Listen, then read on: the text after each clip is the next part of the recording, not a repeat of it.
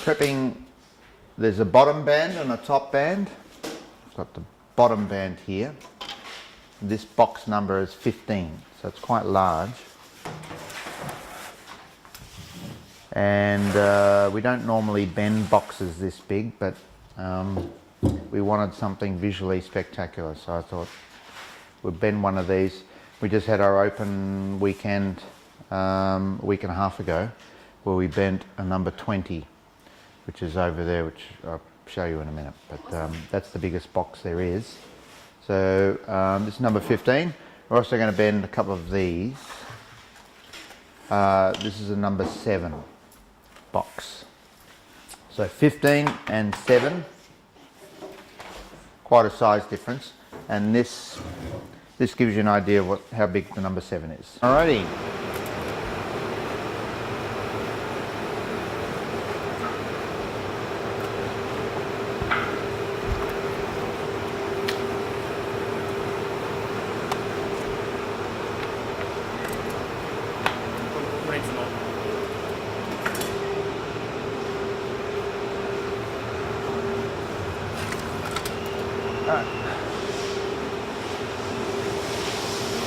You're filming, can I fire up the saw? Yep. No problem. No problem. Tell me when you want to do this. Okay.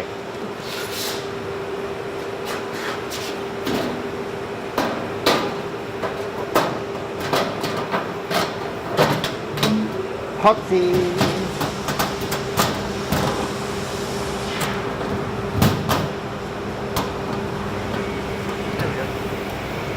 All right. John Wilson's the guy that taught me. He's in the US, and he's a bit of a legend over there for reintroducing box making to the US. It died out for quite a while. I always describe it as the Tupperware of the 18th century. So everybody had a box like this, or several boxes like this, and they were very cheap, and they were mass produced, mostly by the Shakers, which was a religious group. They've almost disappeared now. There's only a few Shakers left, but they were the ones that really brought this craft to the US and expanded it to the point where just about everybody in the US had a box or two, Shaker box. And this was their traditional method of making a box. The only thing we do differently to traditional method is we use a bandsaw to recut these veneers. And a sander, it's a big sanding machine to make them all smooth. But other than that, everything else is pretty much as it was, you know, a couple of hundred years ago. The reason I'm hand planing this one, this is really pretty special. I don't know if you can see that in the camera, but maybe I'll turn it over. But this is figured maple, so it's not normal maple, it's highly figured, so it's got this beautiful wavy pattern. I don't know if you can see it in the light there, but so this is the actual grain of the timber growing in a really peculiar way. So it's highly valued and appreciated. So, so I'm hand planing this to make it pop a little bit more. And where do you get all your timber from? Do you source it, or? I do. This one I bought back from the US myself. So maple, it's American timber, and nobody in Australia sells figured maple. Okay. So I had to get this material myself, and it's really quite spectacular. They often use this for guitars, backs of guitars. So that's probably one example. And high-end furniture making in the US, we use this a lot. So yeah, the John is still around. He's still teaching. About 3 hours drive from Chicago, and he's a wonderful man. He's a Quaker, not a Shaker. Yeah, he's been teaching it for I think 40 years, and most people know him in the US. Very generous guy, and he sells tacks. So that's a typical set So that's number 1, 2 and 3. And in a class we'd only make 3 of these. So, and that's all cherry. And traditionally the fingers always run to my left. The camera's right. So again, I'm not sure why. Probably says it in a book somewhere, but I'm not a big reader. Cherry and Western red cedar tops. So We always have different timbers. you can. Some timbers don't bend very well, so cherry bends beautifully. It's one of the best. So we almost never get a fail. Oak's another good one. And we've got painted versions. In fact, the Shakers often painted their boxes. You can still readily buy antique shaker boxes on eBay. They're often painted.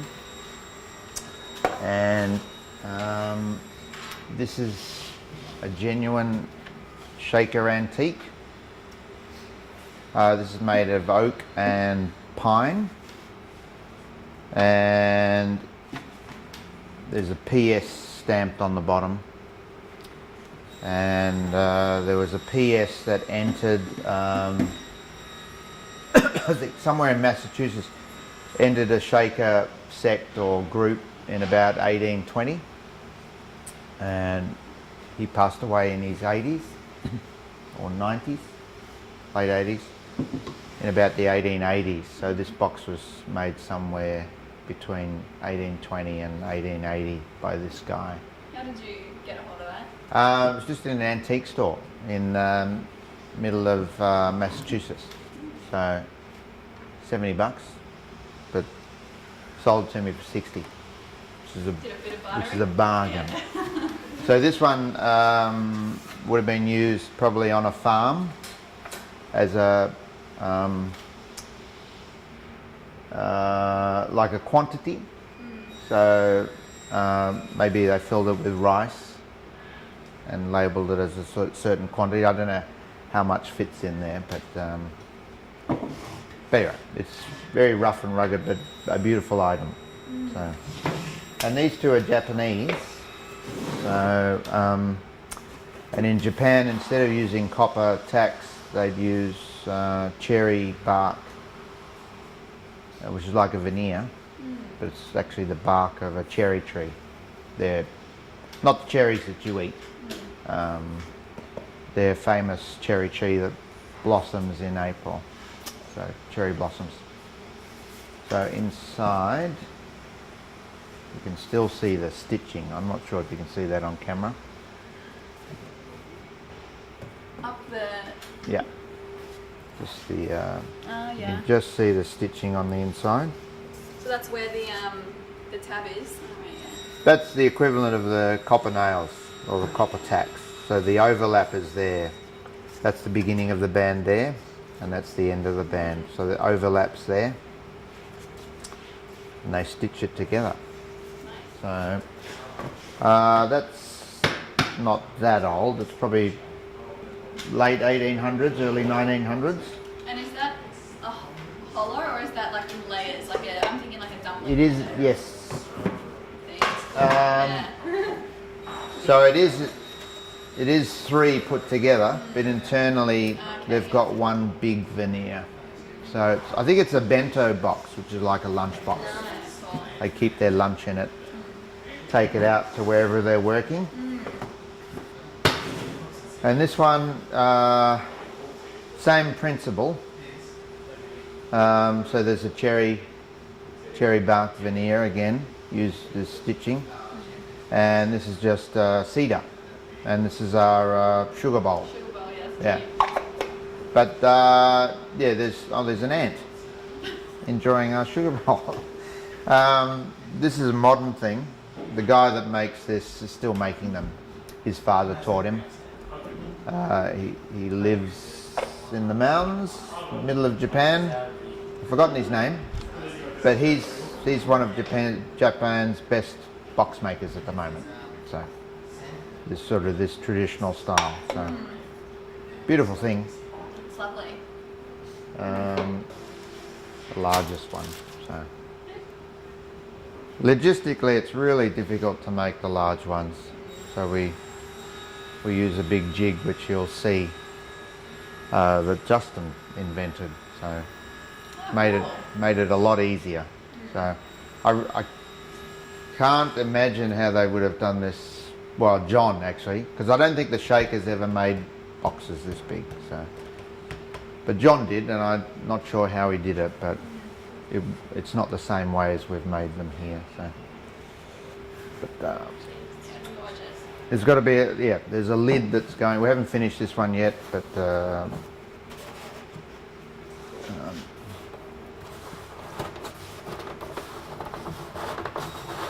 yeah, that's the lid. So the lid will sit on there. There'll be a top on that. So. And what are you thinking of turning this one into? Well, actually, this one's the class model.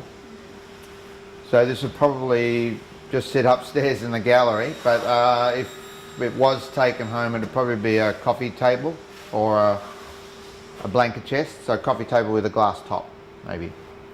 And a blanket chest maybe in the bedroom somewhere at the end of the bed or just next to the wall. I think they'd be great uses for this box. But we're going to do a round version as well eventually.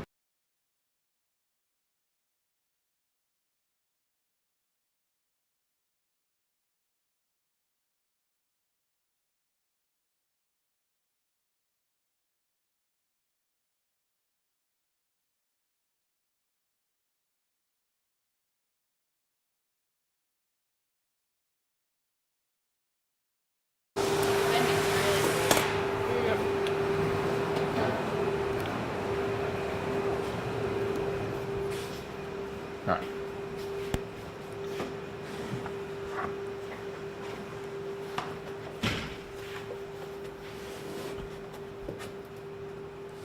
So, use my body a bit on this number 7.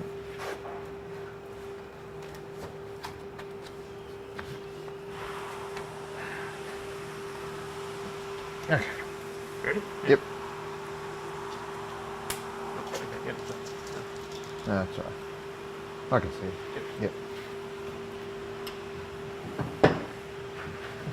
So you've got to keep the fingers together. Bring that pencil line back together. Make sure the box is flat. Oh, I've just bent that. That's all right.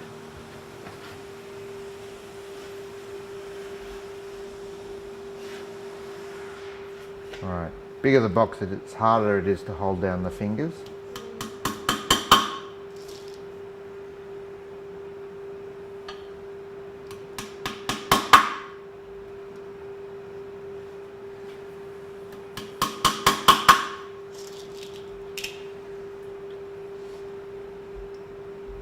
It's not the sort of distraction you want, is it?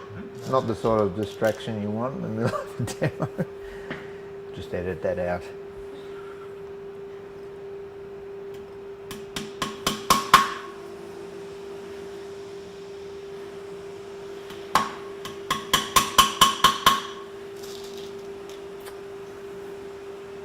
So as soon as the first line of tacks are in, I can sort of relax the grip. All right.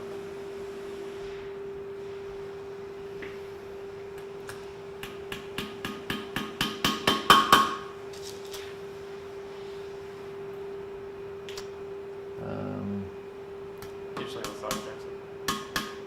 Oh, that's the after. No, the shapers. Yeah, usually on the side. Oh, there are. Okay, gotcha. Thanks. It looks so tedious. It is, but this is the fun part. It's only 'cause- 2 minutes Putting of it work, all really. together. Yeah. It doesn't take that long. No. I might bang these.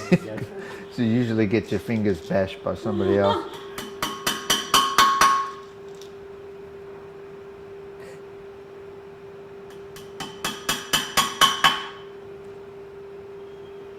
Okay. Nearly there.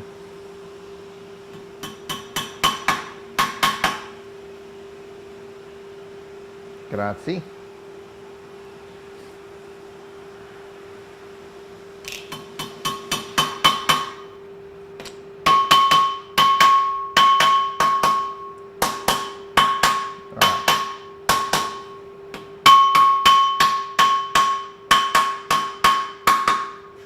So use these shapers, so fingers going to my left, and these shapers just sit on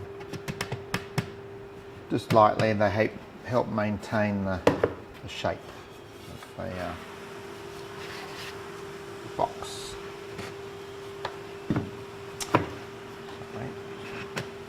So I'll just go and get the top strap, and then we'll put that on. Nice. Yeah, it worked.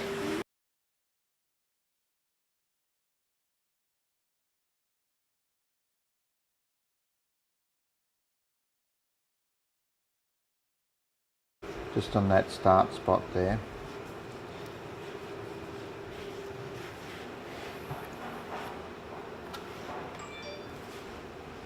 That's the top strap. Yep, top strap. Bit easier to bend top strap.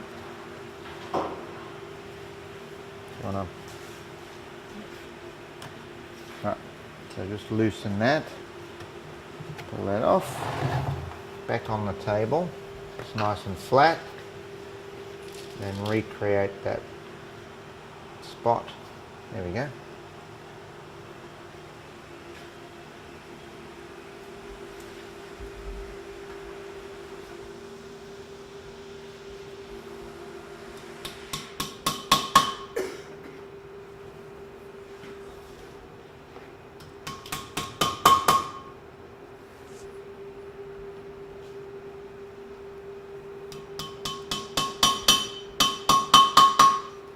Alright. Thank you, Jackson.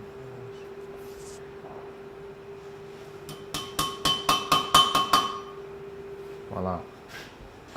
So I don't know if you can see, but the little copper tacks, they come right through and then they curl over. A bit like Velcro.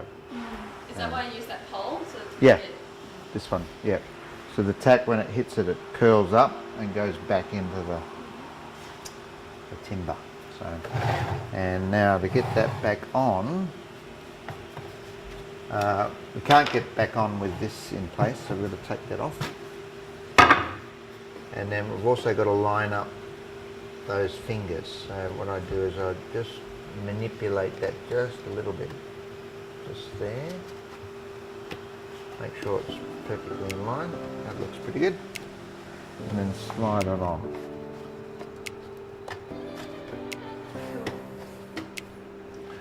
And that's it. So that's sort of manageable, this size, to do by hand without any tools and jigs. But